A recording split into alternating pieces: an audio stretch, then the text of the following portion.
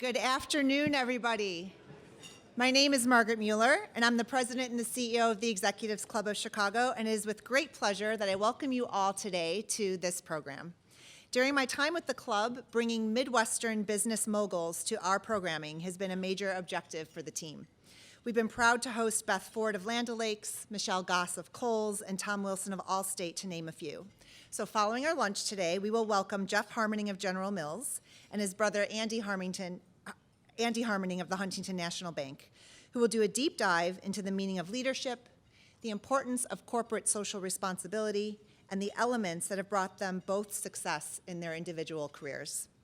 It is increasingly apparent that Chicago is at the forefront of innovative initiatives, and I'm delighted to continue sharing the unique stories and insights from these business leaders with our members and those who attend our events.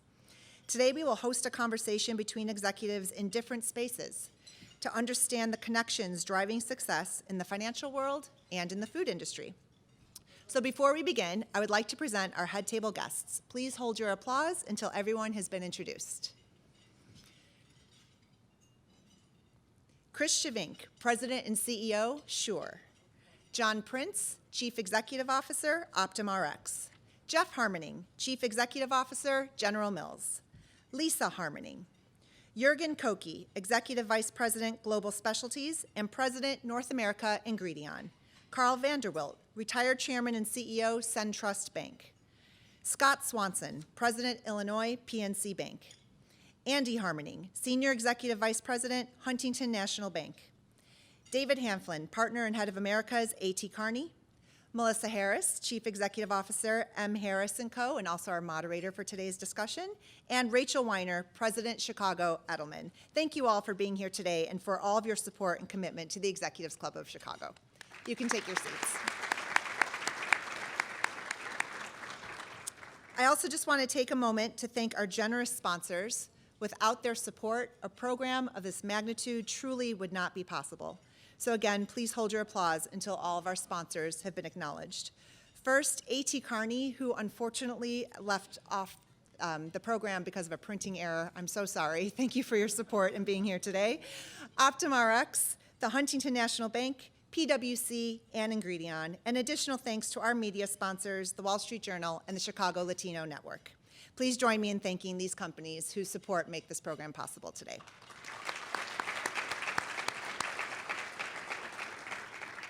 Okay, so in just a few moments, we'll welcome our sponsor and Executives Club board member, John Prince of Optimum Rx, who's going to introduce our speakers. Thank you for being here. Please enjoy your lunch, and we'll be back in about 15 minutes. Well, good afternoon. Sorry to cut you off from your wonderful meals. My name again is John Prince. I am the CEO of Optimum Rx and also a board of directors member at the Executive Club of Chicago. At Optimum Rx, it's very important from our perspective of how you give back to the community and shape the professional world both directly in your backyard and beyond. Having grown up in Chicago and continue to call Chicago my home away from home, it's fulfilling to me both personally and professionally to be part of the Executive Club of Chicago. It's ever-growing and thriving business community. Engaging with leaders here in Chicago allows each of us to gain knowledge and insight into how other CEOs and senior leaders collaborate and affect change. At Optimum Rx, our core values are integrity, compassion, relationships, innovation, and performance. I know from my years on the board here that these values are in high regard, and the club is consistently and constantly working to promote these values through engaging in dynamic programs like today. It's my privilege to introduce and welcome two titans in their respective industries, two brothers who grew up in the Midwest, who will share with us their values, how they collaborate with one another. I've seen it over lunch here. They continually are talking, so like always hanging out. And how they've grown up and transformed through periods of change. Jeff Harmening is the CEO of General Mills. It's a pleasure to welcome a fellow Minnesota company to today's program. We're actually only headquartered a couple miles away from each other in Minneapolis, but have to come to Chicago to connect. And Andy Harmening, who's the Senior Vice President for Huntington National Bank. Both Jeff and Andy have had the opportunity to lead organizations through exciting and challenging times. With dozens of iconic brands that are housed at General Mills and over $100 billion in assets at Huntington National Bank, both organizations have made their mark in American business. Through major growth and acquisitions and investments in digital innovation and big data, both Jeff and Andy have focused on ensuring their teams and their brands serve the larger community and putting their customers first. I'm also delighted to invite Melissa Harris, CEO of M. Harris Company, to be here today. Melissa will moderate today's discussions between Jeff and Andy. Please give a warm welcome to Jeff, Andy, and Melissa to come to the stage. Thank you.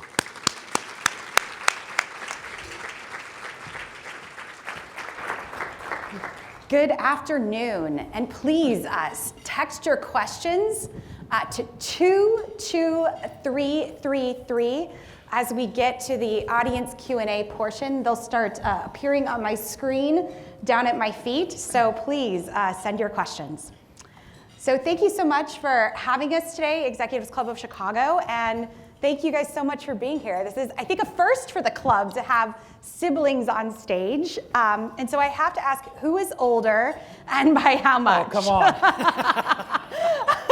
That's a great question. Exactly. Yeah, well, I mean, I think you mean, yeah, I'm older. You're older. There are a lot of different places I can go with that. I thought, we'll get this program going before we get into that. But I am older by 2 years. By 2 years. Okay, By 2 great. years. Okay, now, I thought that you guys were born and raised in Indiana, but you're not. You were born here in Chicago. Elmhurst Hospital, and an interesting story. Our great-grandfather came over from Germany, and the most prized possession, I think, and apparently it gets handed down to Jeff, which is It does. It does. wrong. Mom, if you watch this video, I still want the chest. It's a chest from Germany with all of their worldly possessions saying Chicago, Illinois, which is pretty neat. Yeah, 1865. Wow. Yeah. Wow. Okay, so you guys moved to Indiana, to Terre Haute, but was it for your father's career or your mother's career, or why did you moved and that's where you grew up? So what brought you to Indiana? Well, we moved because my mom wanted to go back to Indiana. And that's the way it works. And she had grown up in Terre Haute, but my dad was working 3 jobs here as a high school basketball coach and a high school English teacher, and then painting in the summer, and so thought that maybe it'd be better to have 1 job than 3. And Wow. so he ended up with a job at Rose-Hulman Institute of Technology as a registrar, and my mom was a nurse, and so she worked at the Indiana State. But so I've read both about you that your mother, you call her the executive in the family, but that's both in a business sense and in a kind of more like running the household sense, because your mom achieved quite a lot in her career. Who wants to tell a story or two about her? Well, since I might have mentioned this is videotaped, and before we got up this morning, already had a message from our mom saying, hey, I'm looking forward to seeing that. It was more of a warning, really. I wasn't worried about the room as much as that. But I would say our mom's a bit of a force of will, Yes. and has had a huge influence from a lot of different perspectives. So the first is balance. She took 8 years off to help raise her kids, and she ultimately ended up managing about 1,000 people. Accountability, yeah. Accountability. When you are raised from a very early age that excuses aren't accepted, it changes your perspective. And then I'd say fairness. And if we ever need to make a call home about anything, personal or business, we know that it always starts with, are you being fair? And so, I don't know if I see her as the titan of industry as much as maybe those 3 things. That's awesome. Jeff, I was reading up on both of you, and Jeff, you gave a really great interview to the Minneapolis Star-Tribune in 2017. Right. And no, it was very good because it had this really powerful quote in it about your mom, and it really kind of just one of those times when you read something and just punches you in the gut, kind of, and it just kind of jolted me to attention. So I wanted to share this just briefly with the audience. You said that you witnessed your mother repeatedly hit the proverbial glass ceiling in the 70s and 80s, although she was the head of a massive department at a hospital. As you said, Andy, she had 1,000 people reporting to her. But you said there was once where the senior team at my mom's workplace was having a golf outing and they invited my dad. He wasn't on the senior leadership team. And I remember thinking like, wow, how did that, you talked about fairness, Andy, how did that kind of, witnessing that, like impact the way now you lead now? Well, I think, and the story is true, and my dad was a 2 handicap, and that was beside the point. And there were a lot of conversations at the dinner table that revolved around about fairness in the workplace. And my mom was the executive, and she's the one with the doctorate. I mean, people would call my house asking for Dr. Harmening and thinking they could get my dad, and we'd love to give the phone to my mom. Because she was the one with the doctorate in higher education administration. But there were a lot of conversations at the dinner table about workplace inequities and things that she was running up against that her male colleagues weren't. And that was one profound and way over the top example. But there were a lot more, and that certainly shaped my view of how I lead. And General Mills has been an inclusive culture for a long time. General Mills was founded in 1866, and had its first female chemist sign on in 1904. Oh wow! So it's been an inclusive culture for a long time. But one of the things I've tried to do as a CEO for the last couple of years is move that forward and create what I would describe as a culture of belonging. And I think some of it stems from the experiences I saw my mom go through, where even though she was a significant contributor, she wasn't made to feel like one, and see the impact that had on her. Now, she's a force for will, so that did not stop her. Right. I know, right. But honestly, I don't think they got as much out of her as they could have. Wow. I think she could have given a ton more, and the hospital would have been better for it. And so I think that's colored how I lead. That's great. So you both earned undergraduate degrees from DePaul University, and since we're in Chicago, not DePaul in Yes. Indiana. And when I graduated college, I did not think I would definitely did not think I would be here. But I was just curious, like when you guys left, was business in your future? Did you leave college kind of knowing this is you now are senior executives at publicly traded companies, one with a market cap of 15 billion and the other with a market cap of 31 billion. So was that the plan? Where were you at when you left college? Well, I was the accidental banker. Logically, I had an English undergraduate degree. So I said, my gosh, I've got to get into banking. But a logical choice, clearly. Some things work out for you, though, and I think when you have a liberal arts degree, and in fact, I was talking about this with another liberal arts graduate, when you have a degree in liberal arts, it changes and gives you a broader view of things and different opinions and perspectives, and I think that's been a foundation of the way that I lead going forward. I didn't know what I had in store, and I also knew that I needed to go back and get a master's in business and under minor in accounting and all that other kind of good stuff to understand that side of it. But the combination of liberal arts with a little more specific on the business side has been fantastic for my career. That's great. Yeah, I got an MBA too with a journalism degree undergrad, so I understand. What about on your side? Was this the plan? No, this was not. I mean, we were still developing the plan, And when I graduated from DePaul, I had studied economics, and what I liked about economics was it was a lot of art, but also a lot of science. I mean, it was a combination of those two things, and it was tough to find a marketing job coming out of college, especially in the 80s. And so you had, at least in my eyes then, a couple of choices. You could go into sales, and that was really not going to be my calling. Or you could go into finance, and I was pretty good at math, and I was good at economics, so I joined up with Eli Lilly and Company in Indianapolis and in finance. And I found a couple really important lessons there at Lilly. The first is that I didn't love finance. And that was good to know relatively early on, and especially after I was a cost accountant at a manufacturing plant, and I had to look at my drawer, like credits on one side, debits on the other. Okay, they got to match. They can't approximate. They actually have to match. Yeah. And that was important to learn. That probably wasn't going to be my calling. But then the other thing I learned there, though, at Lilly is what a great company. what a great culture, what really good people. And those were the kind of people that I wanted to be around.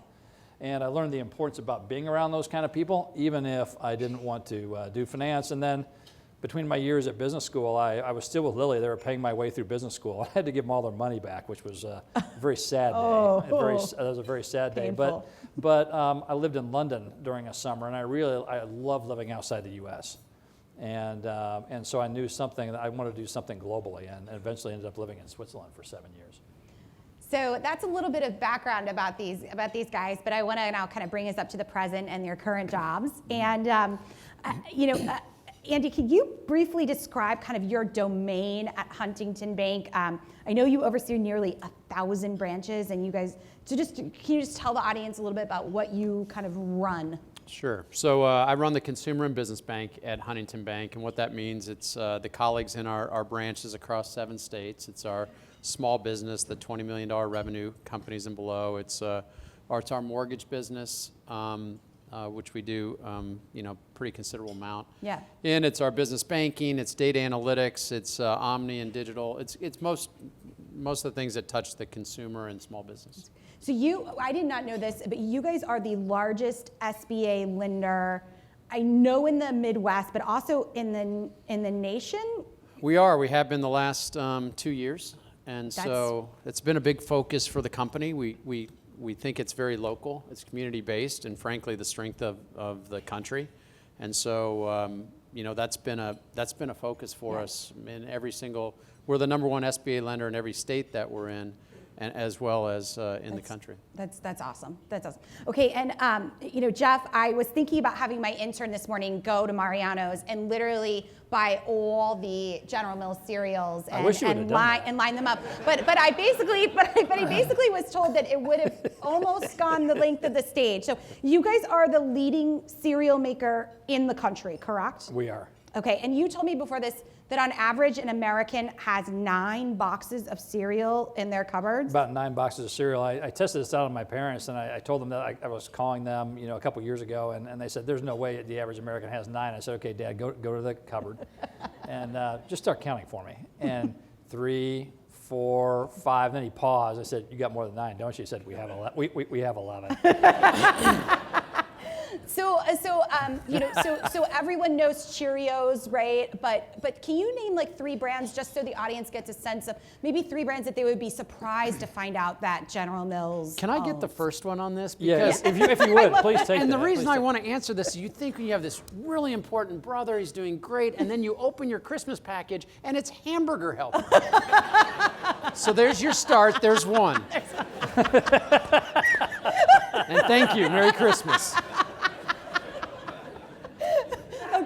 He's gonna get 2 boxes. So the hamburger helper, thank you for that. Blue Buffalo pet food, the #1 natural and organic pet food in the country. Yoplait yogurt, Old El Paso, Pillsbury, Betty Crocker, Progresso, Gold Medal flour. There you go. Just you said name 3. Yeah, I know, but I wanted that was to kind know. of 2 sets That's why of you 3. got out of the numbers game. That was 2 sets of 3. That was 2 sets of 3. Okay. I just wanted people to get a sense of just how many products that were under Jeff's kind of domain. You've both been able to move up the corporate ladder really quickly. Andy, you started as a branch manager at a regional bank in Cincinnati. Jeff, you mentioned you started as a financial analyst at Eli Lilly. So I want you guys to answer for the other one. If there are people in the room who are looking to, wanting to get promoted, wanting to reach that next level, like why has the other one been able to kind of, work their way up through the corporate ladder? Andy, do you want to start about Jeff? What do you think it is about him that's kind of gotten him to where he is? I was going to base my answer on what he said about me, but that's fine. I'll start. I'd say the first thing about Jeff, he's balanced. Yep. And what I mean by that is family is, frankly, more important to him than his job. His wife is here in the audience. Well, that's why I said that. that. Okay, good. I mean, it's true.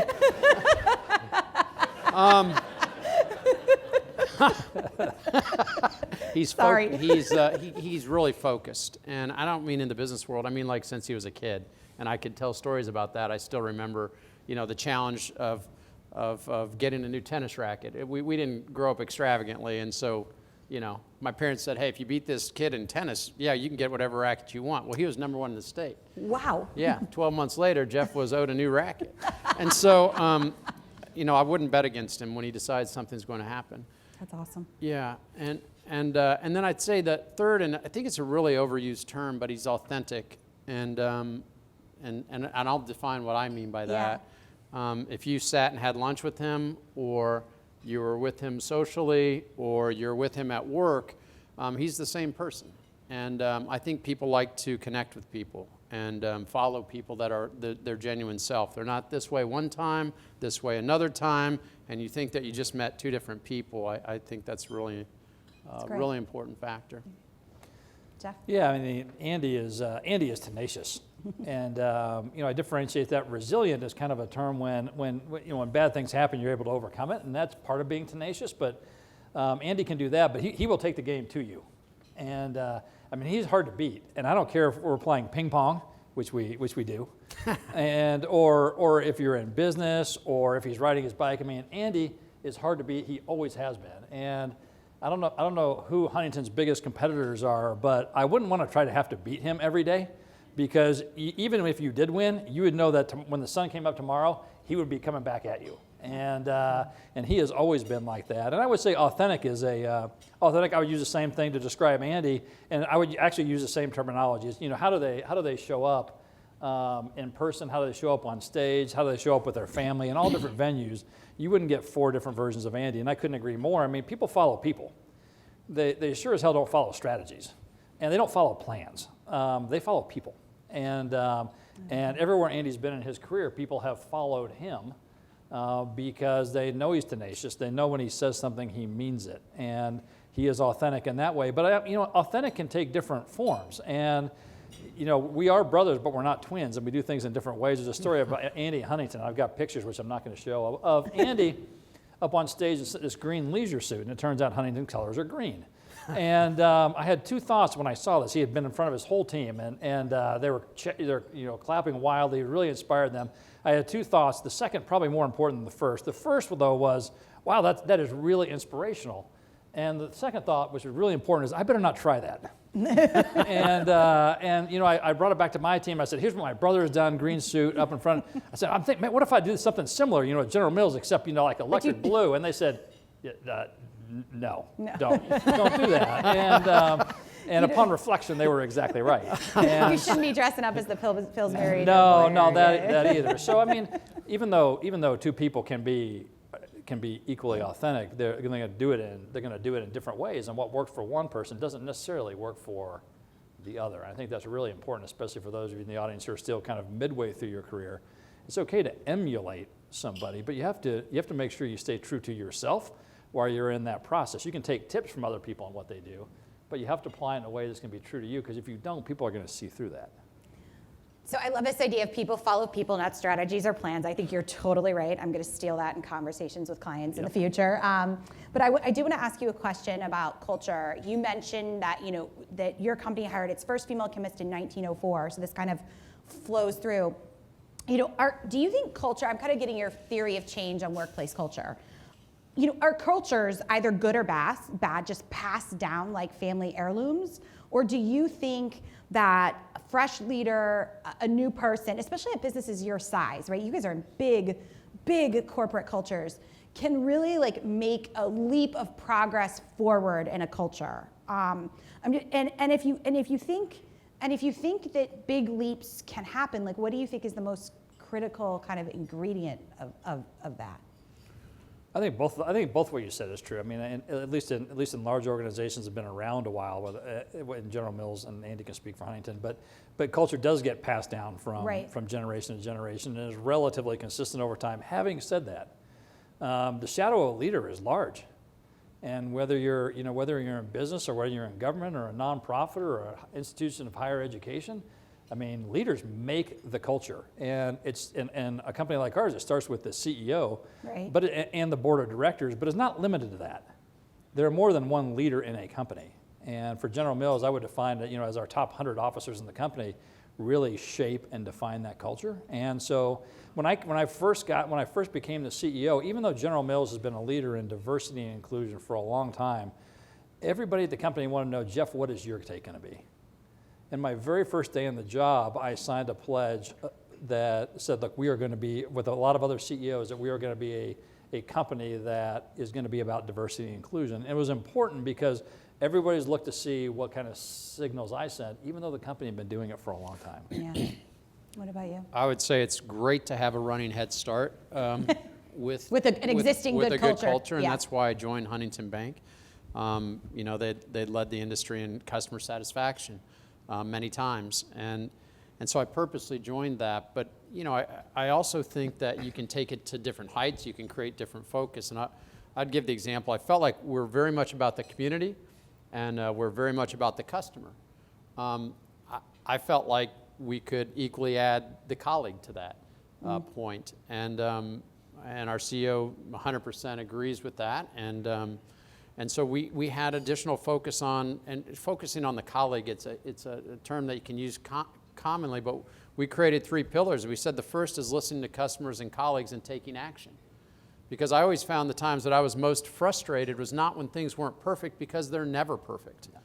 The times I was most frustrated in a job is when they weren't perfect, no one was listening, and no one was doing anything. The last part of that matters. So if you listen to people constantly and never do anything, well, that says a lot. Okay. And so your actions can and do build a culture, what you're focused on, how you recognize people.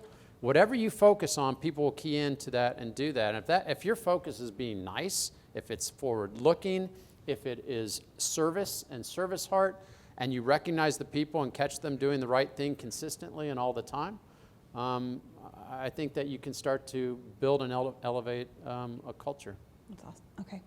So I want to talk a little bit about both the change that your industries are facing right now, your companies and your industries. I'm going to start with the industries, and then we'll go to the companies. But Jeff, you recently appeared at a Milliken, I should know this because my clients go to this, the Milliken Institute Global Conference, and it was on a panel titled Staying Atop, How CEOs Manage a Shifting Tide. And I thought that was a really great name for a panel, especially because we were just talking at the table, who would have thought that hard seltzer was suddenly like a big thing, right, in food? That White Claw hard seltzer, right? 2 years ago, no one had ever heard of hard seltzer, right? And now it's a multi-billion-dollar product line, right? This company called White Claw. What are the shifting tides that you're kind of experiencing in the food industry, and how are you kind of keeping a pulse on it? Well, first, I was just happy that they asked me to be on a panel to ask about how to stay on top. Because first of all, it inferred that we were there, and the second is that we had a chance to stay there. Right. So, I was happy with that. Well, you have to be intellectually honest about the changes that are going on in your industry, and they're all undergoing change. In the food universe, consumer food values are changing, our retailers are changing, how consumers are getting information is changing, the manufacturing sector is changing, and so the first step in any change is saying out loud that these changes are in fact taking place. Okay. And General Mills has been around 150 years because we have changed. I mean, we invented the Nerf ball, but we no longer sell Nerf balls. Oh, yeah, I didn't think that was one of your product lines. It's not, but it used to be. It would have been a better Christmas. Exactly.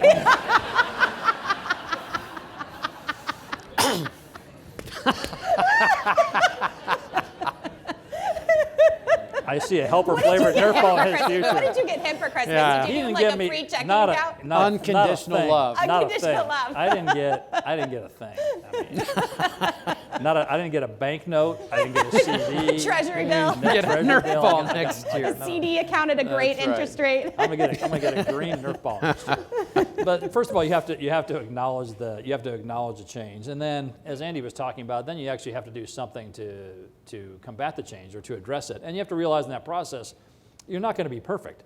Perfection is actually one of the biggest obstacles in change, because people think when you start to change, everything is going to be perfect. But when you have industries that are getting turned upside down or at least sideways, the key is to get going and adjust course as you go. And when you make a mistake, acknowledge, hey, we made a mistake, and then correct it and move on to something else.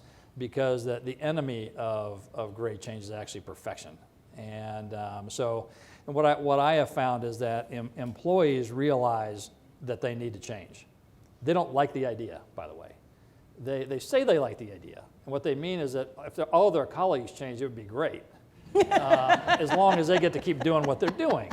And it's just human nature. And so I wouldn't the idea of change is really, really hard. And so I think that's where resilience comes in. I think that's where tenacity comes in, because you're not going to get everything right. Bringing people along with you is a hard task. And there's some who follow right away. There's some who take their time. And frankly, there are some who never want to get on the change bus with you. Got it. So what are you changing? You mentioned when we kind of were preparing for today that a lot was changing in your operations. What are you trying to change like right now? And then I'll kick it over to Jeff also. What are you trying to change like right now? Well, I guess that's a lot bigger question than you might think. I mean, anybody that's in banking in the room understands that there's a huge change going on in our industry, whether that's Dave, Chime, Robinhood, Acorn, T-Mobile now does checking accounts, because why wouldn't they? Phones and checking accounts. So there's significant change in what we're doing. We had to change what our delivery style and technology was to go to an agile format, and that's something that I started when we got there with our chief technology officer, because we needed to deliver faster. It sounded great and everyone was on board till they realized it was going to change their line of business. And the idea of working across lines with marketing, product, the line of business executive, technology, and forming integrated teams, that is the future. And the future, and by the future I mean exactly right now. Right. If you don't change that and you don't change the way you deliver, you have a waterfall, you put it every 12 months, Yep. in our business you won't survive that way. And so mostly we've gotten people on board with that, and then we're introducing technology so much faster because our customers say they want it. We need to take the friction out of what we do. So I'd say that is one thing. And then I think the second thing that is really interesting, because the consumer and businesses, there's a commonality of how people use digital and how you deliver digital and the need for frictionless experiences. I think you have to have a lot of energy in learning from both inside of your own industry and outside of your. In fact, we had Jeff come on our quarterly call. We've had executives from Nike, Starbucks, NetJets, General Mills, I think AT&T. And the two questions that I asked fundamental to this is, tell me how culture impacts your company, and tell me how digital is changing it. Oh, wow. And every single one of them has a plan and idea around that. That's been a big hit for our team, but it's also challenged our thinking. And to piggyback on what Andy was saying, we're all dealing with digital disruption and then the impact it can have. And the key on change programs, especially when it comes to data and analytics, is actually not the technology. And because of technology, I mean, everyone does data stacks and has data engineers, and they work in agile teams, all that kind of thing. Everything that Andy said, the key is the change management about how the work gets done. And when I am able to get detailed reports on the financial of a business at the exact same time as the most junior marketing assistant, that changes not only the way a company works, it changes the speed at which you can work, and it changes as a leader how I need to behave and how I need to show up. And it can be a tremendous time saving unless people keep working the exact same way. So the change journey when you have data and analytics is not so, and it's not to dismiss the importance of data and technology, but to say that I don't think that is the obstacle. It is matching the data with the business need and the change that's created and as to how people work. That's actually the tough part. Agree. And if you don't, you guys both use the word agile development. So if you don't know what that means, please just Google it on your smartphone. But it is a specific way of building technology that ensures that essentially the minimum viable products come first, and then you iterate and iterate and iterate versus building the entire thing at once and delivering it to people like you. And finding out I was wrong. And finding out it was wrong, right? So it's an entirely different way of building a technological product. So if you aren't familiar with it, please Google it. I want to talk a bit about digital product with you, Andy, because you guys did a massive listening tour to essentially build your new app, right? But what's interesting is that it uses behavioral economics to ping you. It's called Heads Up, which I like the name, but it pings you to say if you set I'm going to try and explain it, and then you tell me if I'm wrong. Like, let's say you said that I only want to spend like $500 this month on eating out. As your expenses get in restaurants, get to that thing, it starts, hey, you only have $100 left, or you're over budget. Is that, am I describing it correctly? I'd say you're really in the ballpark. Okay, good. Okay. That's the most diplomatic I've ever seen you. I was tempted to download it. I was tempted to download it and start fiddling with it last night, but then I realized that I don't have a login. So tell us about this app and kind of how it uses kind of economics and behavioral theory to make people make wiser spending decisions. Yeah, so I'll explain that a little bit, but I think, so not everyone runs a company that they have several hundred people in their digital and omni teams. And I thought it actually started with an interesting question. We were rated #1 in satisfaction with our mobile banking app in the industry. Okay. And they said, was that of the regional banks? I said, it is. And the national banks and the small banks and the middle and all 5,000 of them. Right. And so that's a pretty big deal for us. And then I had an interview with American Banker, and they said, do you really think you're big enough to compete? And they said specifically with Bank of America. I don't know. I thought the idea was that, okay, so we're big enough to listen to our customers. And they said, we need proactive help in managing our finances. We don't need just something that has the pie charts, but tell us what the heck is going on. So we used a product, it's called Heads Up, Personetics, it's a little artificial intelligence that can say, hey, you have 2 charges coming through on your credit card that are the same, and it sends you an alert, a text, it can be in session. I had one where I changed something on my phone, and it said, do you realize you're spending this much a month? And this is what we saw. And I was like, oh my God, I knew I had a phone. But we don't think to look back 6 months and say your spending habit changed 25%, and we need help. And Americans, whether they're making $1 million a year or making $50,000 a year, are saying, life's really busy, I need a little bit of help, and I need a proactive solution. So we went across the country, we sat, and we looked at what they were using, their calendars, their look-ahead calendars. That's what they said, this is my look-ahead calendar. So what did we launch? The look-ahead calendar. Based on the past, here's what's going to happen in the future by dates and what should be coming due. And by the way, then we can ping you on that. And so it's kind of taking things to the next level, but it wasn't our idea. We went to our customers. We didn't get proud of ourselves. We literally took what we had heard them and say they wanted help with, and then we built out our digital platform based on that. We launched it at the end of last year. The survey for J.D. Power and Associates went out in the first quarter. That's not a long time from an integration that gets roughly 3 million people on a new platform, because customers don't always like change either. So to get that validation that quickly was a big win, but it was entirely based on delivering to the customer what they already told us they needed and wanted. Yeah, I imagine a big challenge is that you don't want to become a nag either, right? It's like the right cadence of which to tell people like, oh, you're spending 25% more on your phone, hello, and how often to do that and when to do that. So I imagine I imagine that had to require a ton of discussion. Yes, it did. Okay. Well, and you mentioned the key, and whether it's in banking or whether it's in food, is following what the customer is looking for. And Andy talked about their customer satisfaction. With General Mills, our strategy really is consumer first, and it's not trying to sell people stuff they don't want. It's trying to deliver stuff that you think they're going to need before they know it. So I'll give you an example, a very simple one from ours. We know when people start to eat soup. Yeah. And it turns out it's not when it's 90 degrees outside and sunny. It's about 55 degrees or less. And with weather today, you can actually have a fair idea about when that's going to be and where that's going to be. Yeah. And so when you know that, you can send information to somebody that says, it's going to be kind of cold in Chicago, like now, and interested in Progresso soup. Right. And you're not bugging them because it's not 90 degrees and sunny, where they look at it and go, no, you're just bugging me. They go, yeah, I actually might need some soup because it's kind of chilly outside, right, and I might want that. And so, whether it's that or for us, or box tops for education, which we put on a digital platform, the key is to use technology and your insights to not to bother people, but to make sure that you're making their lives better or more interesting in some way. So I want to shift a bit to the future. And folks, please text. Are you ready? 22333 your questions so I can get those. So I wanted to shift to the future, and I want to ask Jeff for you, because I think this is a little less important for banking, about climate change.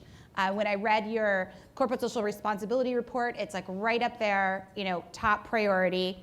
And so this is a broad question, but I want you to kind of take it where you want. Can you tell us what you're doing now, what you've done, and maybe something about what you're planning to do to kind of work on this issue as a company? I know you already are doing stuff. Yeah, sure. Well, I mean, news alert, the climate is actually changing.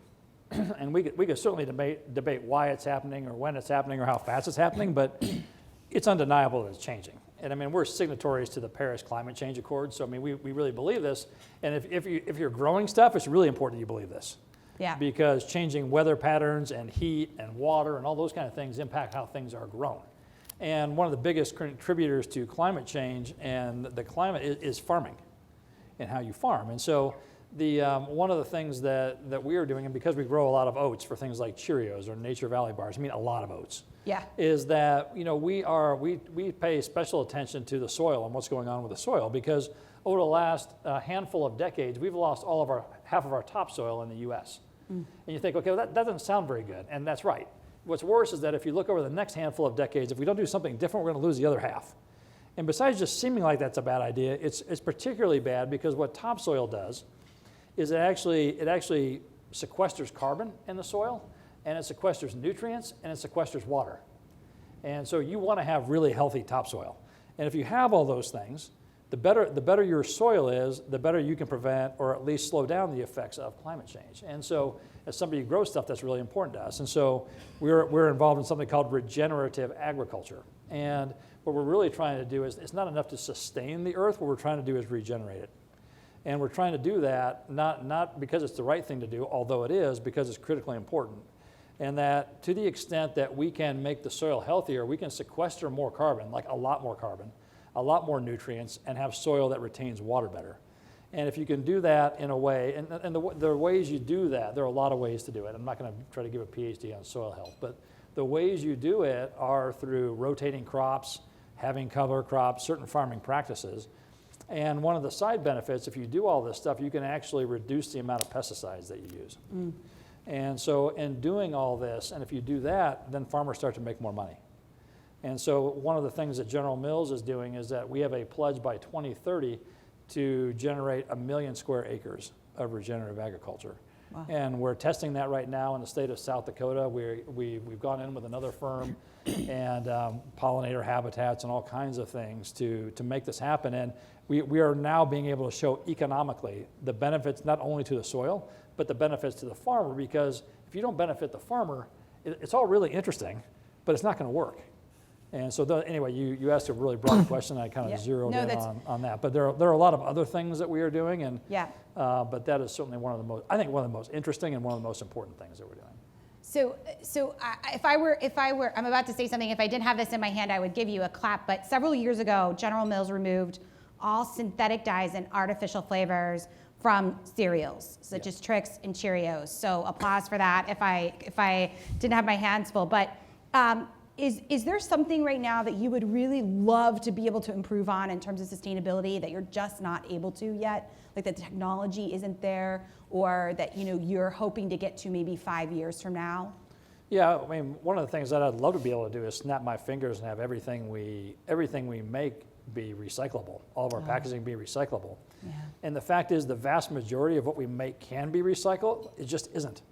And in the United States, we only recycle about 5% of what we could. And so, we said, and as a company, we said by 2030, everything we have will be recyclable by design. That doesn't mean that it will be recycled, because our system in the United States is so broken. And all you have to do is go outside, and you can't remember, do I put the glass with the paper or do I not? And if I move to one city, I do it one way, and if I go to another city, I do it another way. And so the whole system we have for recyclability, if I could snap my fingers and do one thing, it's particularly important with plastic right now. Yep. We're reading a lot about plastics. That would be the wish, because we're creating quite a bit of waste in the U.S. Awesome. So in your industry, is the pressing? I think climate change was the one I immediately identified for General Mills. For banking, immediately I turned to artificial intelligence as like the issue that's that's gonna power your industry right over the next 5 to 10 years. But you guys seem to be kind of on top of that. But what do you think is that big challenge for the banking industry? That big problem like climate change that you're working on. Well, it's a tough one to follow, and I have nothing to correlate to the soil. I thought that was a pretty big deal. Yeah. It's really a very different question. Thinking about how we need to think about what happens in the next 1 to 3 years in the banking industry. Certainly, artificial intelligence, robotics, taking out repetitive processes, being more efficient. That happens with any business that's being disintermediated. And by that I mean whether that's a digital bank, whether that's a fintech company, that's happening in banking right now. But I think in the industry, what it's forcing us to do, and we have projects on robotics, and we have projects on artificial intelligence, whether that's with our credit, and we have projects that will take repetitive work and basically make it incredibly efficient.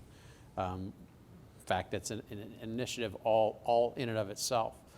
But what I would say is the ease of use in digital and understanding how the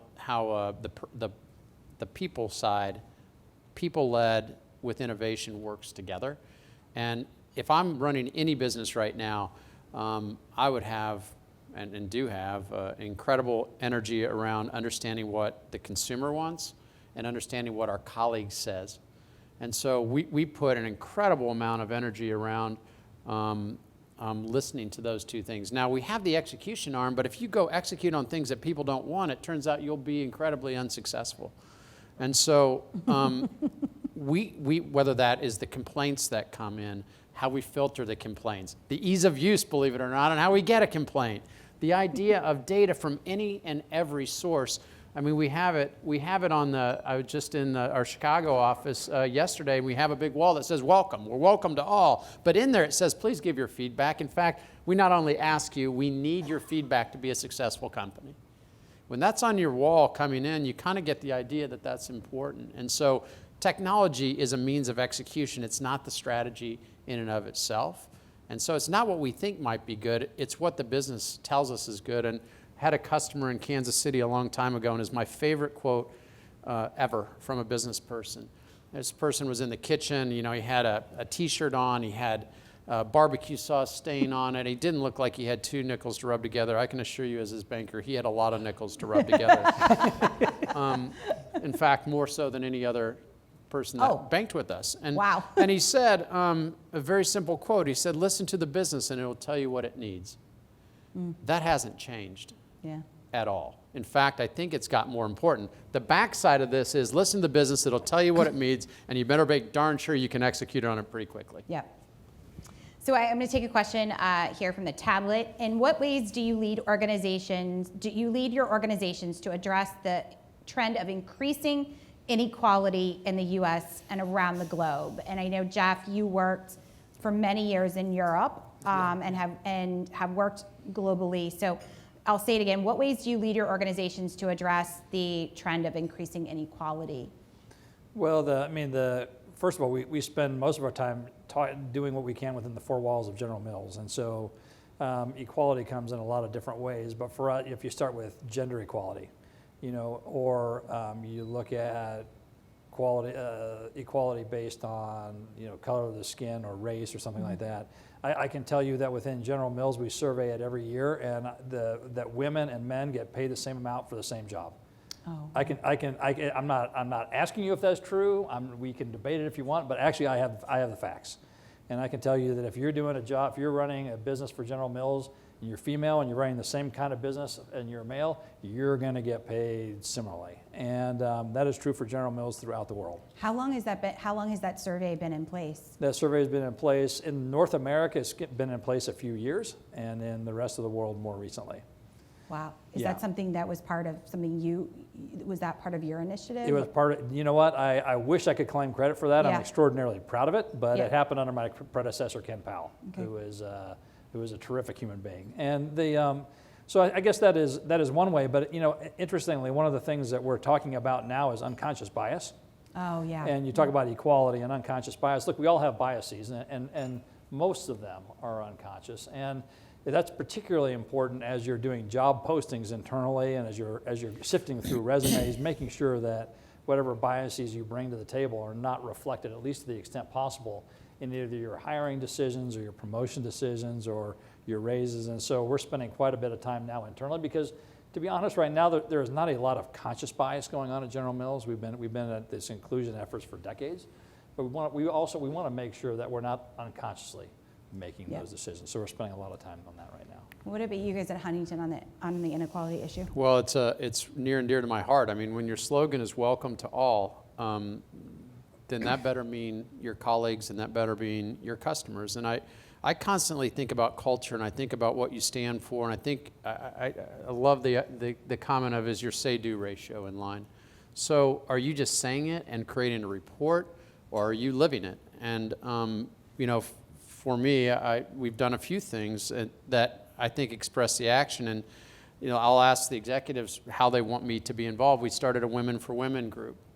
We had one for the whole company, but I felt like we need to work on getting leadership roles within the consumer bank more balanced. More gender balanced. And you do that by having people that are allies and being connected and knowing somebody is listening, watching, and thinking about that. That's interesting. But I also volunteered to be the head of the LGBT business resource group. And when we did it, look, different people can have different perspectives on what's right, wrong, and okay. What I want to make sure is that we're welcome to all. That is what it says on the front of our branch, and I want to make sure that that is what we're living. And so I didn't just become that. I've been doing quarterly videos with the head of the resource group, and it's been fantastic. The feedback that I've gotten personally are some of the most emotional, changing, personal testimonials that I've ever seen in my career. In other words, do you realize that I feel okay coming to work right now and I never have in my whole life? You changed my life. That's awesome. And when you think about that as a very basic story, that's no longer an initiative and you need to be at 47.25%. It is people. And when you break it down to the most common essence of what a person is about, to me, that's what it is. And I asked the question, would you be willing to share your story? Because then your story of whatever your story is, in this case, it was the story of coming out. And I just read an article that went company-wide on somebody's personal story, and it's no longer about trying to hit a number. It's no longer about a personal belief. It's about understanding that you're welcome to all and you care about people. And so I think when that starts happening and people understand it's not a quota, that it makes your company better, and it translates to business, then it ends up being a good thing. And what Andy's just describing for me is an unbelievable example of inclusion.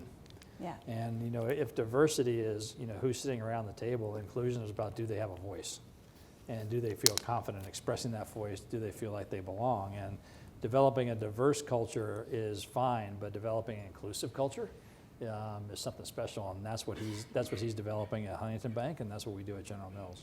So I'm gonna. This is the final question, and this one was submitted to me by Eva Pinar at the club, and it's a great ending question. Is there one piece of advice you would like to give one another at this stage in your careers and lives? Eva, I love you. That was awesome. What advice would you give to the other at this stage of your career and lives? Keep following what you do. Keep following what you like, and keep being who you are. Because Andy's a terrific leader, and people follow him, and you can hear in his voice, how authentic he is and how much he cares. My advice to Andy was just keep going. And by the way, I don't need to give him that advice because I know he will anyway. Because the apple doesn't fall far from the tree when it comes to the force it will. But keep doing what you're doing and keep plowing your way forward, because you can tell he's making a difference not only at Huntington Bank but in the banking industry, and most importantly to the people who work there. Most importantly to the people who work there, they feel differently now because Andy's there. So I don't know about all that. I hope so, but I think sometimes leaders need to hear things that they already know, and I heard Jeff talk about change, and I heard him say it's difficult.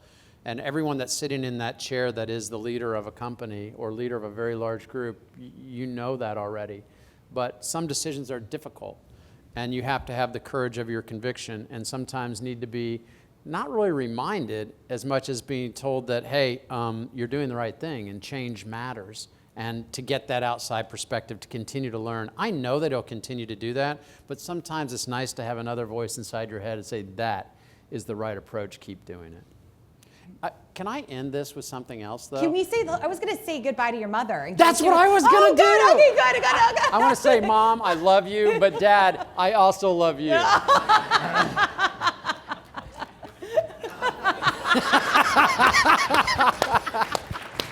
Suck up. They're in Terre Haute right now. They wish they could be here. Why could they not be here, by the way? You know, our parents have always had favorites. But interestingly enough, it changes. Andy will be the new one now. But he has been for a while, because generally what's happened is that the farther we move away from home, the less favored you are. Oh. And so when I moved to Minneapolis and Andy was in Kansas City, he was more highly thought of, and then he moved to San Francisco, I became the favorite, and then I moved to Europe, and then he was a favorite again, and I'm pretty sure why he moved back to Columbus, Ohio, was because he wanted to be the favorite. That's I think that's what had to do with it. I'm just now putting that together. Well, I vote for another session with brothers. This has been great, and thank you so much for being here on behalf of the club, on behalf of the city of Chicago. Thank you again. Thank you. Thank you.